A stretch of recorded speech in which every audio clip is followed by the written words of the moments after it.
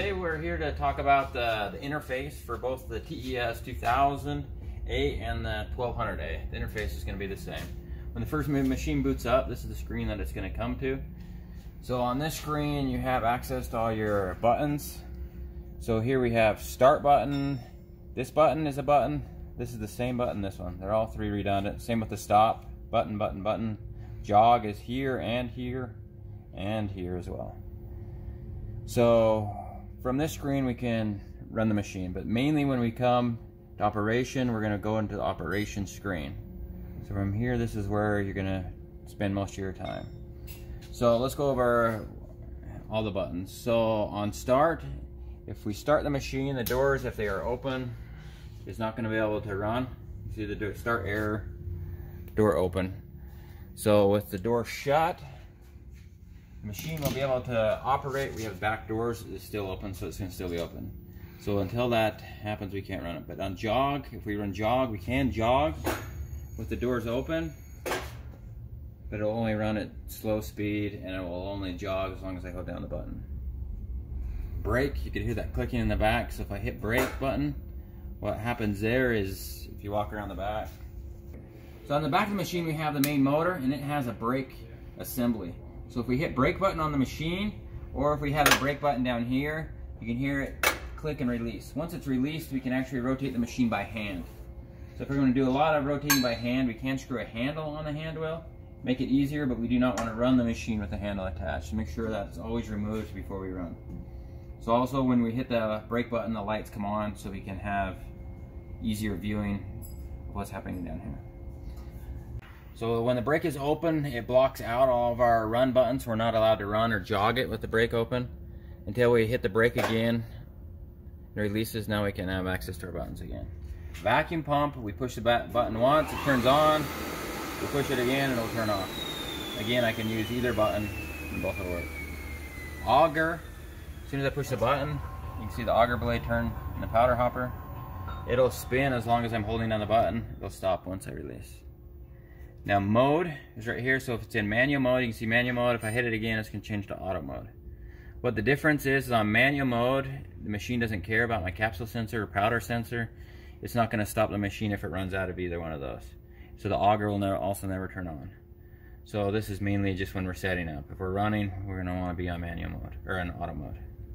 Air, these buttons are not the same. On this machine there is two solenoids. If I push one, it's going to trigger the ejection air. If I hit the other one, it's going to trigger the cleaning air. So you have to hit them once and it'll keep blowing, hit it again and it won't turn off. Light, again, that's just for that maintenance light underneath. I can have that on even whether the brake is on or off. Calibrate is for the old touch screens. If you hit it, then it's going to make me calibrate the screen again. I have to hit each area so it can calibrate. After it's done, the screen will come back up. So on this screen we have our machine speed.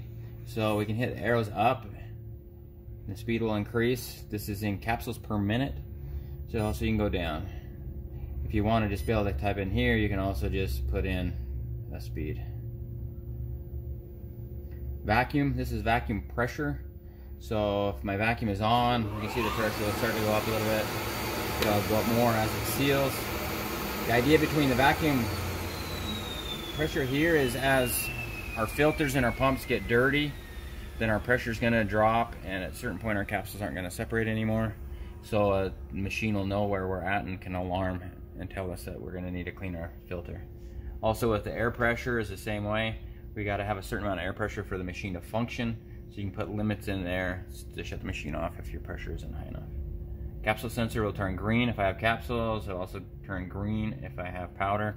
The machine right now is empty, so they're both gray. These will also tell me a countdown if my capsules get too low. If I'm running in auto mode, that'll count down and shut the machine off before the capsule's empty. Powder the same way. If the auger stays on for too long, then the machine will say I'm out of powder and it will shut off. Capsule output is actually how many times it came up and ejected. So on the 2000 machine, each time it comes up and ejects, it's going to count 18. On the 1200, it's going to count 9. So it doesn't count defective capsules or anything like that. It just counts how many times it's come up. The thing though is e-stops. If the e-stop is in, it's not going to let us run. Also, if the machine is running and I hit e-stop, then the motor brake's going to hit and it's going to slam the machine shut. So again, we just want to use e-stop for emergencies, not a common way to stop the machine. So for example, let's go ahead and I'll plug some air in. We can run the machine for a second.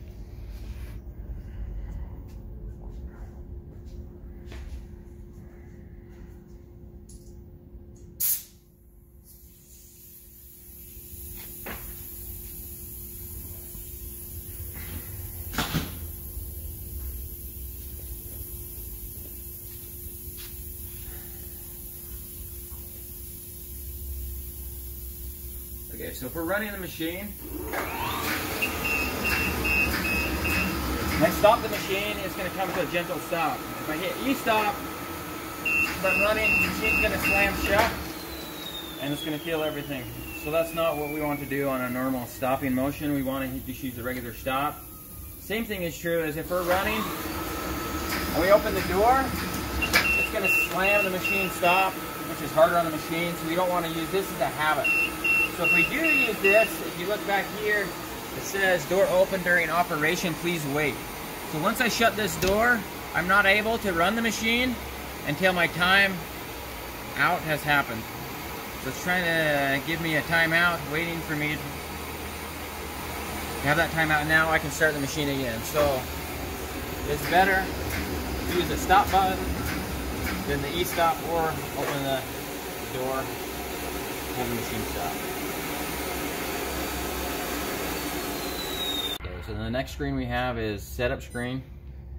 So on here we have our maintenance reminders. So what happens here is if I enable them, then after 100 hours of running, it's going to come up on our operation screen that maintenance is due. It'll have a little gear showing it. When we click that gear, it's the same thing. It'll come up to this screen here, and it kind of tells us what needs to be done.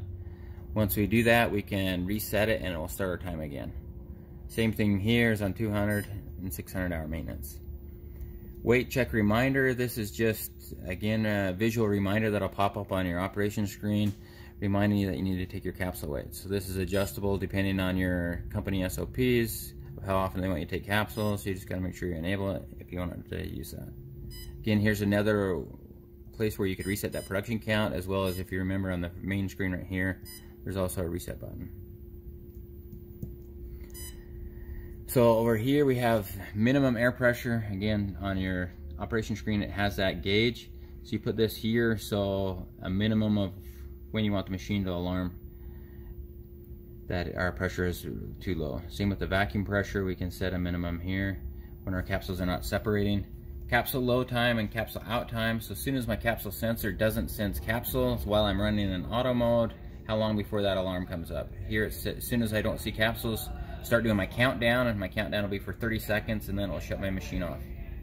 The powder time and powder out time, or the powder load time, is how long that auger is actually spinning for. So my sensor doesn't sense there's powder, my auger is going to stay on for 7 seconds before it tells me I'm low on powder. Now if it keeps running for 20 more seconds, it's going to shut the machine off and say that I'm out of powder.